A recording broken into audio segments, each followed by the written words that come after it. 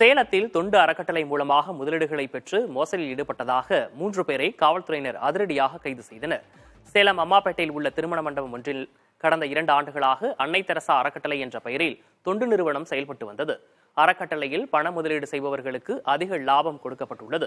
குறிப்பாக 50,000 முதலீடு செய்தால் 7 மாதத்திற்கு மாதந்தோறும் ரூபாய் 15,000 வழங்கப்படும் என கவர்ச்சிகரமான திட்டங்களில் பணம் வசூலிக்கப்பட்டது.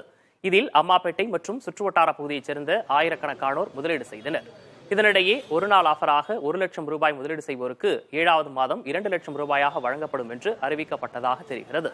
இதுகுறித்து அறிந்த காவல்துறையினர் மண்டபத்திற்குள் நுழைந்து விசாரித்துள்ளனர். முறையான ஆவணங்கள், உரிமம் ஏதும் இல்லாமல் பணத்தை பெற்று வந்ததால் அறக்கட்டளையைச் சேர்ந்த 3 பேரை கைது செய்துள்ளனர். ஆனால் அவர்களை கைது செய்யக்கூடாது என கூறி காவல்துறையினரை சிறைபிடித்து மக்கள் வாக்குவாதத்தில் ஈடுபட்டதால் பரபரப்பு நிலவியது.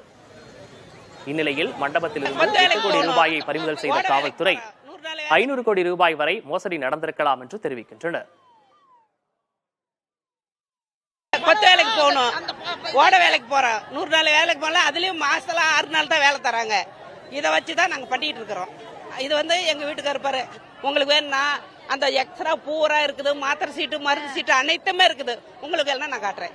2 வருஷமா அதை கொடுக்குறாங்க. நான் அதை வச்சுதான் நான் ட்ரீட்மெண்ட், என் பொழப்ப அதை வச்சுதான் போகுது. ஹேண்டிகேப் அவருக்கு 1500 வருது. அவர் ஆஸ்பத்திரி செலவுக்கு எங்களால செலவு பண்ண முடியல. ரொம்ப வயசாச்சு, 60 வயசு. நாங்க என்ன வேலை செஞ்சு அவரை நான் காப்பாற்ற முடியும்? இந்த 1500 வச்சு நாங்க என்ன பண்ண முடியும்? இந்த அம்மா தான் எங்களுக்கு மாசம் 2000 கொடுக்குது, சாப்பாடு கொடுக்குது. எங்களுக்கு உதவிதாக செய்யறவங்கள நீ அதை கெடுக்கிறிய. நாங்க எப்படி ஒட்டிக்கு ரெட்டியா நாங்க கொடுத்து வாங்கிக்க முடியும், செய்ய முடியும்? என்ன வருமானம் வருது? இந்த அம்மாளுக்கு பிரச்சனையா இந்த லட்சம் பேர் விடமாட்டோம், எந்த போலீஸுக்கும் பயந்துக்க மாட்டோம். அந்த அம்மாளுக்கு எந்த ஆபத்து வரக்கூடாது. தெய்வம் மாதிரி எங்களை காப்பாத்துது. பவுத்துக்கு கஞ்சி குடிக்கிறோம், வருஷத்துக்கு ஒரு சீலை கொடுக்கிறோம். நாங்களாம் பாடு களவெட்ட போனா தான் சோறு. அதெல்லாம் மண்ணாளி, திங்கர் சோத்துல மண்ணாளி போடுறீங்களே.